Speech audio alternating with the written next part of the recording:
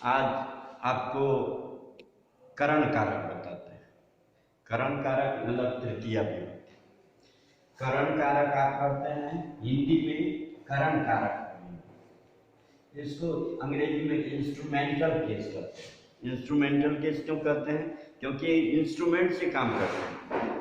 अगर आपसे पूछा जाए कारक कहते किसे, तो कारक जो क्रिया के करने में सहायक है, तो क्रिया के करने में केवल कर्ता ही थोड़े सहायक होता है, केवल कर्म ही थोड़े सहायक होता है, करण भी सहायक होता है। करण तो सबसे ज्यादा सहायक होता है, इसीलिए इसका सूत्र है साधक तमम करणम, मतलब जो सबसे अधिक सहायक हो उसको करण कहते हैं। तो सबसे अधिक सहायक कौन होगा? जिस चीज से हम काम करेंगे। तो किससे हम काम करते हैं? हम आंख से देखते हैं, तो आंखों से, तो आंख हमारा करण, देखने का करण कारक हुआ आंख। तो हम लिखते हैं कि वयम, वयम हम लोग देखते हैं, तो वयम पश्यामः हम लोग देखते हैं। अब हम लोग देखते हैं तो एक आंख से देखते हैं कि दो आंख से? तो दो आंख से देखते हैं तो नेत्राभ्याम। और अगर मान लीजिए कि किसी कोई एक आंख से देखता हो तो लिखेंगे नेत्रेण। तो नेत्रेण एक वचन हुआ तृतीया, करण कारक अर्थात तृतीया विभक्ति, तृतीया विभक्ति लगती है इसमें।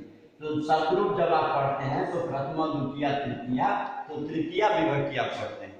और तृतीया विभक्ति जब आप पढ़ते हैं तो नेत्रेण नेत्राभ्याम, नेत्रेण नेत्राभ्याम नेत्रय।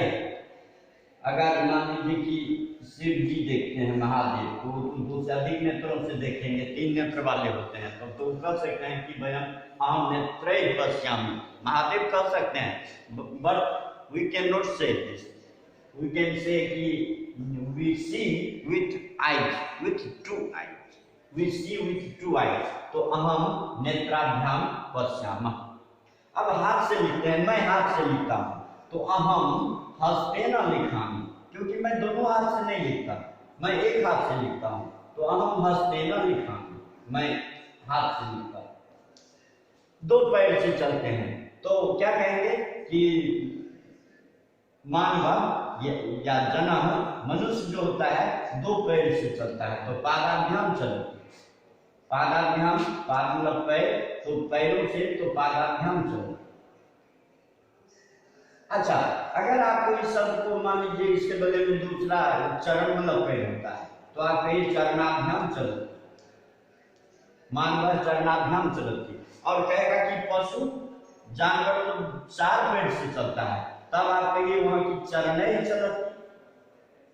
चरण को प्रयुक्त करेंगे तो चरणैः, पाद मतलब भी चरण पैर होता है, तो पादैः चलती। तो पशु चरणैः चलती, पैर से चलता है।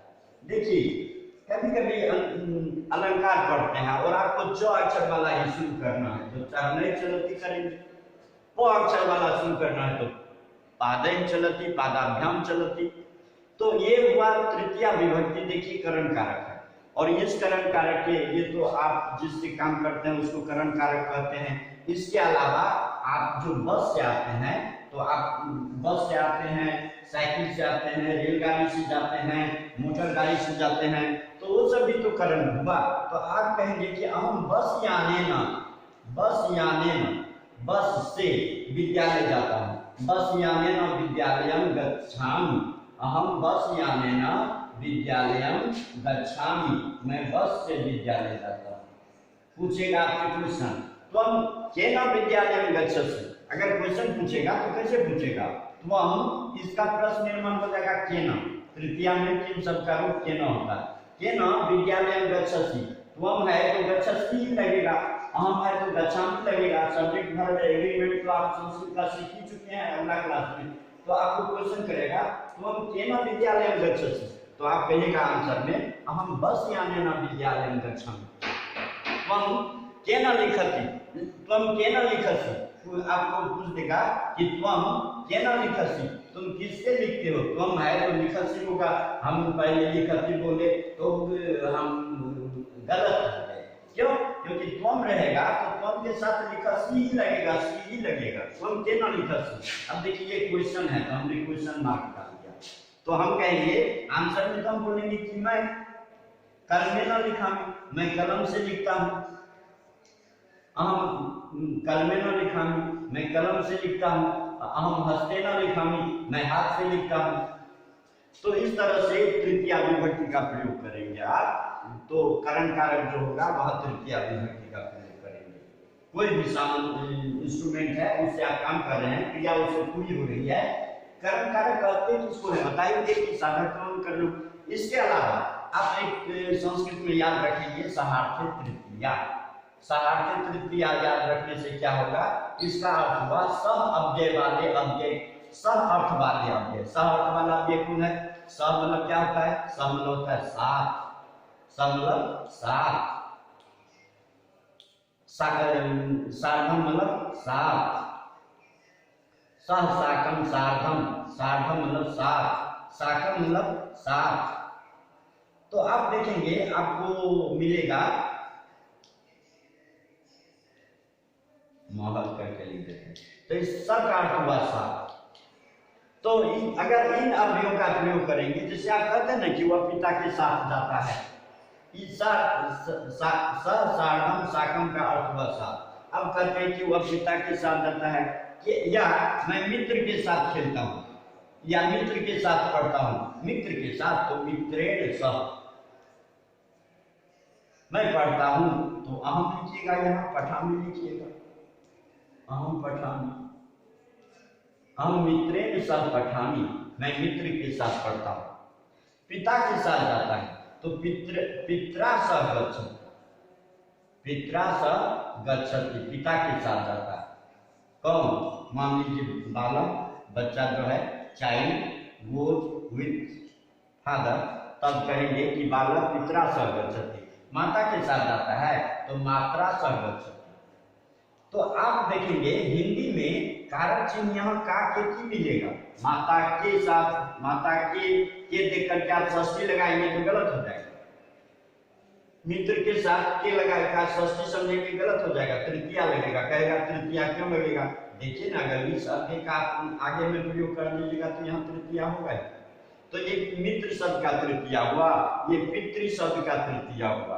देखिए मित्र का तृतीया मित्रेण, ये शब्द है पितृ, पितृ शब्द है पिता के लिए, मातृ शब्द है माता के लिए, मूल शब्द मातृ होता है ना। तो मातृ आप प्रथमा में पितृ या मातृ का प्रथमा करेंगे तो पिता होता है, मातृ का प्रथमा माता होता है। पिता वदति, माता भोजनम पचति, पिता गच्छति, माता भोजनम ददाति। तो ये कर्ता कारक में जब प्रयोग करेंगे तब तो प्रथमा विभक्ति का प्रयोग करेंगे, लेकिन जब हम तृतीया विभक्ति का प्रयोग करेंगे तो पितृ हो जाएगा पित्रा, मातृ हो जाएगा मात्रा। तो आगे में पिता के साथ तो पित्रा सह, माता के साथ तो मात्रा सह, विथ फादर विथ मदर, तो हम लिखेंगे पित्रा सह गच्छति, मात्रा सह गच्छति। तो ये तृतीया विभक्ति लगा, क्यों? क्योंकि आगे में सह अव्यय का प्रयोग था। हिंदी में देखेंगे तो देखिए माता के साथ, तो आप सोचिएगा ना कि साथ का संस्कृत सह लिख देते हैं और के लगा हुआ है तो संबंध कारक बना देते हैं। नहीं, संबंध कारक नहीं बनेगा, मातु नहीं बनेगा, इसका षष्ठी हो जाता है मातु। तो आपको शुद्ध करने के लिए दिया जाएगा कि मातु सह गच्छति, तो ये गलत है। आप कहेंगे ये अंडरलाइन करके देगा कि इसको शुद्ध करें, तो कहेगा मात्रा सह गच्छति, कहेगा काहे मात्रा सह हुआ? तो मात्रा इसलिए हुआ कि सह आगे में था तो तृतीया लगेगा, ये तो षष्ठी विभक्ति है, इसीलिए ये गलत था और ये सही। तो आपने देखा कि मात्रा सह गच्छति, पित्रा सह गच्छति, शिक्षकेन सह गच्छति, बालकेन सह गच्छति, बालकैः सह पठति। तो ये अकारांत शब्द का तृतीया बताया। अगर हम आप सीता का तृतीया देखेंगे तो सीतया, सीतया सह, सीता के साथ। अब राम सीता के साथ बन गया तो राम सीतया सह वनम अगच्छत, राम सीतया सह वनम अगच्छत, राम सीता के साथ बन गया, गया। ऐसे हिंदी में हम गए इसलिए बोले कि हिंदी में आदर जिनका देंगे तो वहां बहुवचन का प्रयोग करेंगे। हिंदी संस्कृत में नहीं अभी यहाँ पे काम करेगा। संस्कृत में आदर के अर्थ में दूसरा शब्द यूज होता है, जैसे आपके लिए भगवान का यूज होता है और तुम के लिए त्वम का यूज होता है। अंग्रेजी में दोनों के लिए यू का यूज होता है। अंग्रेजी में तो आदर कहीं आपको दिखाई नहीं पड़ेगा बहुवचन, लेकिन संस्कृत में भी कभी प्रयोग होता है, लेकिन हिंदी में तो मैक्सिमम प्रयोग होता है। तो राम सीता के साथ बन गया, तो रामन सीतया सह वनम अगच्छत। तो सीता का तृतीया देखिए सीतया बना, और राम का तृतीया करते तो रामेण होता। तो इस तरह से हम देखते हैं अकारांत शब्द अलग है, आकारांत शब्द का रूप अलग होता है। तो हम जब शब्द रूप सीखते हैं तो पहले अकारांत सीखते हैं, बालक शब्द का रूप सीखते हैं तो अकारांत है, उसका तृतीया जैसे बनेगा सारे अकारांत का वैसा ही बनेगा। फिर आकारांत सीखते हैं, तो आकारांत जब सीखते हैं तो सभी आकारांत का एक ही दिशा बनेगा। लता के साथ जाता है तो लतया सह गच्छति, लतया सह, तो लतया सह मतलब किसके साथ? लता के साथ। तो लता शब्द के अंत में आ है, देखिए लता के अंत में आ है, इसीलिए उसका तृतीया, सीता का के अंत में आ है, उसका तृतीया एक दिशा हुआ। लेकिन रामेण, बालकेन, मित्रेण इस सब का एक दिशा हुआ। तो अकारांत का अलग होता है, आकारांत का अलग होता है। इकारांत बनाएंगे तो मुनि का मुनि इकारांत होगा, तो इसका होगा मुनिना सह गच्छति, मुनि के साथ आता है। यदि साधु के साथ जाता है, साधु तृतीया उकारांत है, तो उसका होगा साधुना सह गच्छति। अब ये एक वचन है, इसका द्विवचन बहुवचन भी बना सकते हैं। सीता का न द्विवचन बहुवचन नहीं होगा, राम का न द्विवचन बहुवचन नहीं होगा, क्योंकि प्रॉपर नाउन होगा। लेकिन ये तो कॉमन नाउन है, कॉमन नाउन का तो एक वचन द्विवचन बहुवचन तीनों बनेगा। दो मुनि के साथ जाता है तो मुनिभ्याम सह गच्छति, कई मुनियों के साथ जाता है मुनि भी सह गच्छति, तो साधुना सह गच्छति एक साधु के साथ जाता है, दो साधु के साथ जाएगा तो साधुभ्याम सह गच्छति, और साधु भी सह गच्छति। तो आज के वीडियो में हम आपको ये बताए, आप चैनल को देखेंगे और आप सीखेंगे। बड़ा इंटरेस्टिंग है इस लैंग्वेज को सीखना, और ये अंग्रेजी भी सीख सकते हैं कि Ram went to the forest with Sita, Ram went to forest with Sita, है ना, Sita went to forest with Ram, I go to temple with monk, मुनि के साथ जाते हैं। तो इस तरह से आप तृतीया विभक्ति का रूप आप प्रैक्टिस करेंगे, शब्द रूप सीखेंगे, प्रथमा द्वितीया तृतीया में सभी शब्दों का, तो कहाँ किसका यूज होता है ये आप समझ जाएंगे। और इस तरह से आज का वीडियो हम यहीं समाप्त करते हैं। आप लाइक करते रहिए, सब्सक्राइब करते रहिए।